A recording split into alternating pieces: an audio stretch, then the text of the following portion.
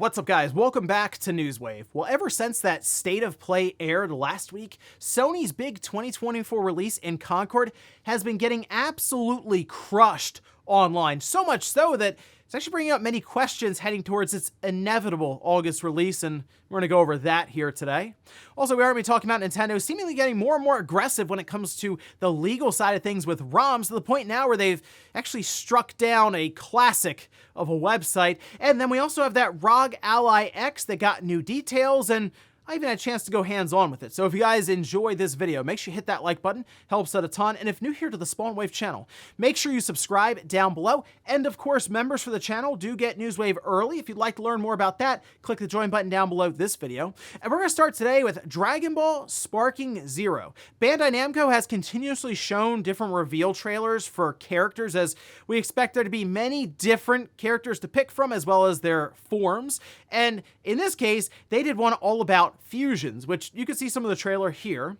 And this is titled Dragon Ball Sparking Zero Fused Warriors trailer. And the big highlight here is having Gogeta go up against Vegito, and Vegito talking smack back and forth with Gogeta. And it was a lot of fun, culminating at the end with both of them having kind of a key blast battle. But it looks great. Like, they have a lot of the moves from the different movies or anime adaptations with the series. The thing with this, though, is at the end, they do say find out next time at Summer Game Fest, which makes me think that's probably where we're going to see the release date. It makes sense to me. It adds up, as we're actually expecting this game to come out, I think, at the end of this year. I feel like this is lining up to be a holiday 2024 release, and I'd be all for that. I'm really excited to finally be able to get what's really another Budokai Tenkaichi game. I know they're calling it Sparking Zero, but that's kind of what they've kind of had that name in Japan and stuff for basically since the start of this series. But from what I'm seeing, this game looks awesome. A ton of variety of characters as we're expecting. And who knows, maybe they also have some other reveals for characters lined up for Summer Game Fest, and they close out with a nice release date. I'm thinking maybe like September or October time, we'll see. Also, speaking of release date, we did finally get one for Test Drive Unlimited Solar Crown. If you're unaware, this has been delayed multiple times, but now it seems they're ready to lock this one in, which they had a full trailer for it here. And they do go over a description for it, saying it's a lifestyle and social experience that redefines the standards of open-world racing games. Alone or with friends, explore the island of Hong Kong, accurately reproduced a 1-to-1 scale. They do show off a bunch of different cars here. It is set up for pre-order right now on PS5, Xbox Series, and PC through Steam. I saw on PC it was $50. It looked like on PlayStation it was $60, so a $10 difference there. And of course, they have a bunch of different editions. This game, though, coming out September 12th. So, again, it's been delayed 2 or 3 times now. Finally, it's coming up here. We're not far away, about 3 months, and Test Drive's been on the shelf for a bit, so I am curious to see how this maybe adapts to more modern times now, with how racing games have continued to evolve, and in some cases kind of stagnated a bit. So interested at least to see what they come up here with Test Drive, and again, we don't have to wait too long, just a few more months. Oh, and we had talked previously about how Tomba was coming back through an LRG release, and it was going to be going through the Carbon engine. It sounded awesome, right, when they showed off that kind of title card and an animation to go along with it. Well, now we do have that release date we can see over on Gamatsu, where they say Tomba Special Edition launches August 1st for PS5, Switch, and PC. It will be coming later on for the PS4. No reason was given, but there we go, August 1st for PS5, Switch, and PC. We also have some of the key features, which include save anywhere, rewind, you can toggle for analog control. There's a museum. They say it has a bunch of classic print advertisements, which, I mean, if you remember back in the 90s when it came to magazine advertisements, there were some wild ones. There's also original packaging and manuals, never before seen developer documents, high-res original artwork. There's a new remastered soundtrack, and MVG is actually the lead developer on this one. So awesome stuff there all the way around.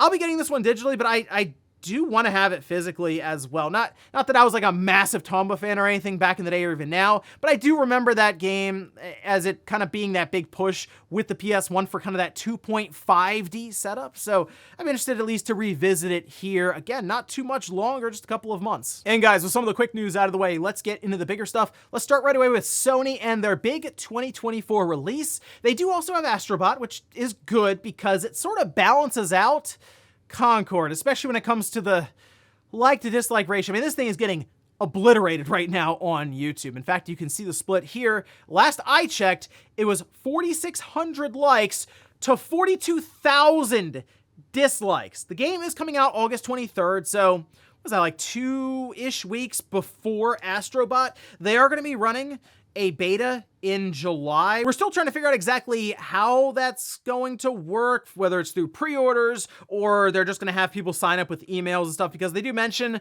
when you pre-order starting June 6th this week, you'll get early access with that beta for you and 4 friends. So if you have to pre-order this game to get into the beta, I don't know how that's going to go over for them, but clearly massive backlash for this game. And there are a number of reasons, and some of this does play into where Sony is right this second when it comes to their release cadence, and how a lot of their top tier studios have been very, very quiet. Well, I don't want to say completely quiet, because what we heard from Naughty Dog is technically that Last of Us Online was canceled and they're moving on from it.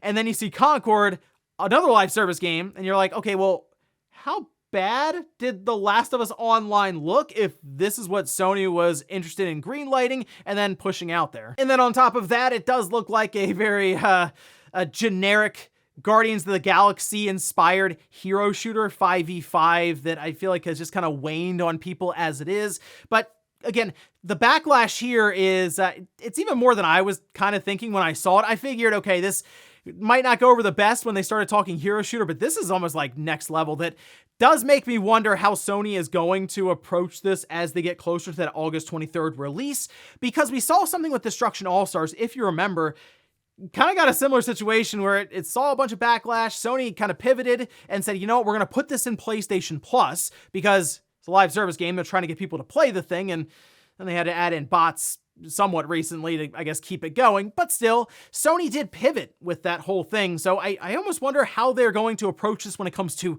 pricing, and then also the potential for it to go into PlayStation Plus quickly if they find that people are not as interested as they were originally thinking, because it took up a third of the state of play. Clearly, Sony looked at this and said, okay, we have our own Overwatch, and this should do at least somewhat decently when it comes to reception, and not so much right now. All of that said, it will eventually come down to the game itself and how it plays, which, if we're getting this beta in July, we'll find out pretty soon if the game itself is any good. And sure, there's a potential for it to maybe overcome this first impression, but it is tough, because I don't think they're pulling anyone away from Overwatch, for example, to come play Concord, unless the game really is that incredible. And while I thought it looked all right from what they've shown in terms of mechanics and just the gameplay, I don't think if it's next level or like, whoa, I've never seen that before. In fact, that's one of the reasons there is pushback, because it feels like we've seen these hero shooters over and over and over again. It feels like, to be honest, it's 5 or 6 years too late, which is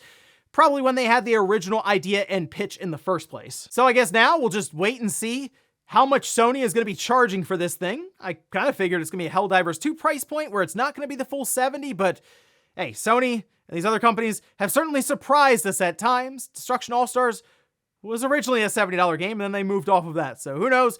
But we'll find out June 6th, so keep an eye out for that one. Next up, let's talk about Nintendo, who continues to be on a warpath in the courtroom as we see DMCAs and notices for takedowns flying all over the place. The whole situation with Gary's mod that was like 10,000 some odd mods that had to be pulled down because Mario was in there in some way. And it was weird because they've been around for a while, and all of a sudden Nintendo woke up one day and said, no more, we're gonna start sending these notices out today.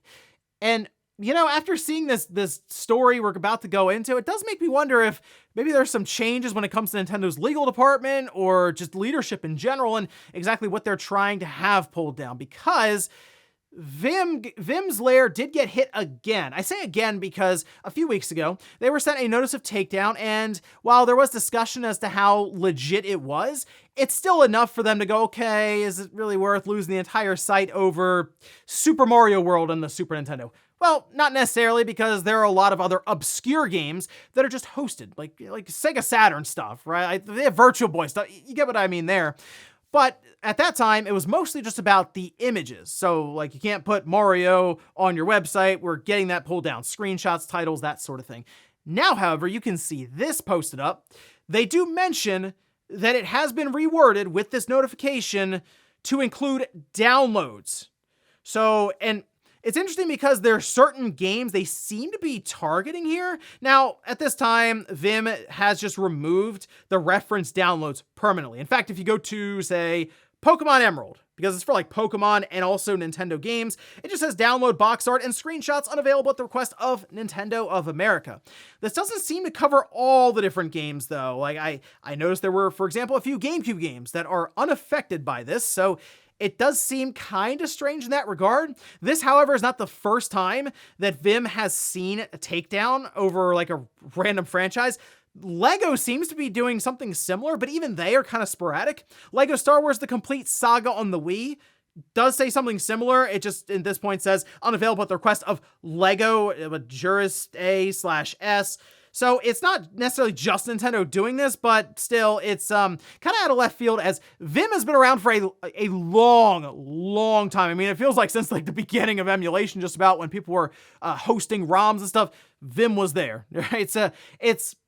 It's very weird that this is all just kind of happening now for Nintendo. And look, we've been over this a million times. We're in this gray area when it comes to emulation and hosting ROMs, and is it legal to actually do that and have these works just available for download when technically Nintendo will leverage something like Super Mario World for their NSO service. To me, it's always been more about, is it worth the company's time to pursue these things? And maybe they just woke up one day and said, you know what? There's been one too many downloads at Vimm. We're getting that taken down, but we're not going to touch the GameCube stuff for some reason.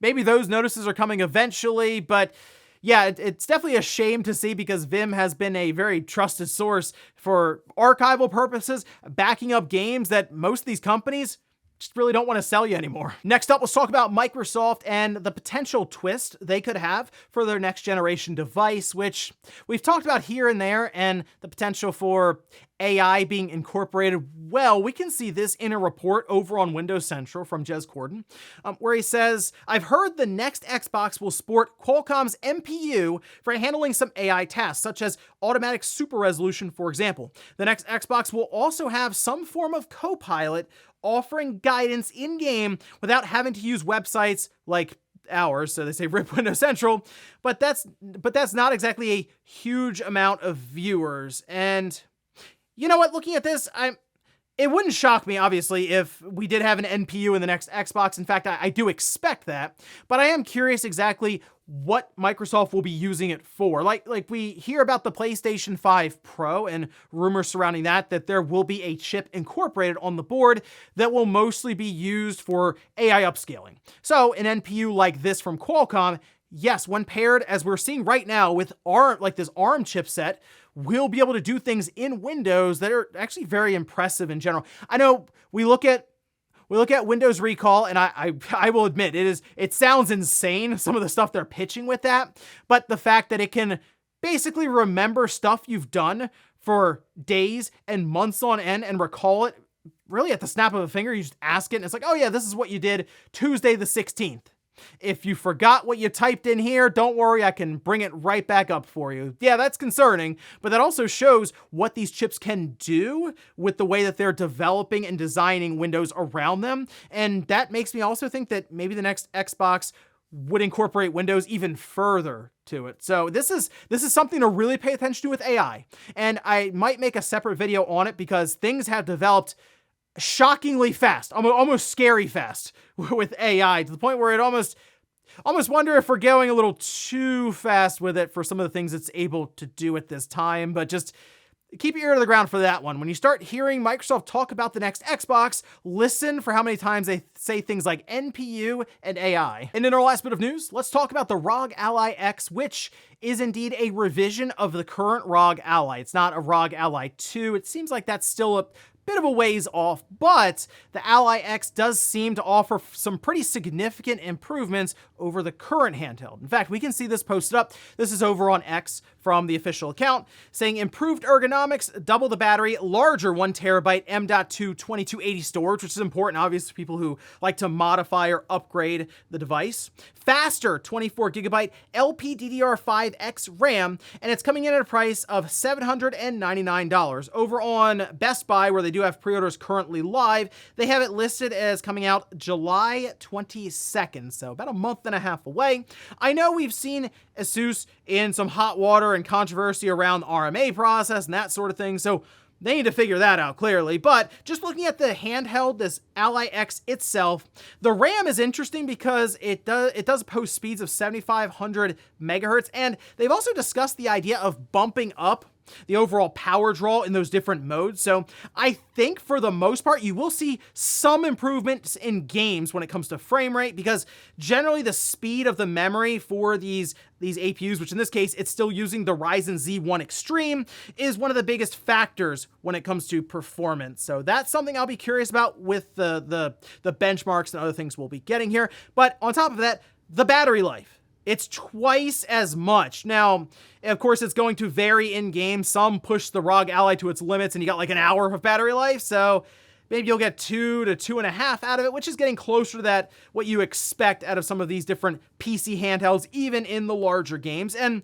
along with that, when I was using it, I did notice that it was just cooler in general. I played Pow World with it when we were out at the event, and even holding it in the hand, they did play around with some of the ergonomics. Specifically, the edges are a bit more curved and it has a bit more of a grip on either side. So I think it does sit a bit better in the hand if you have larger hands for something like this.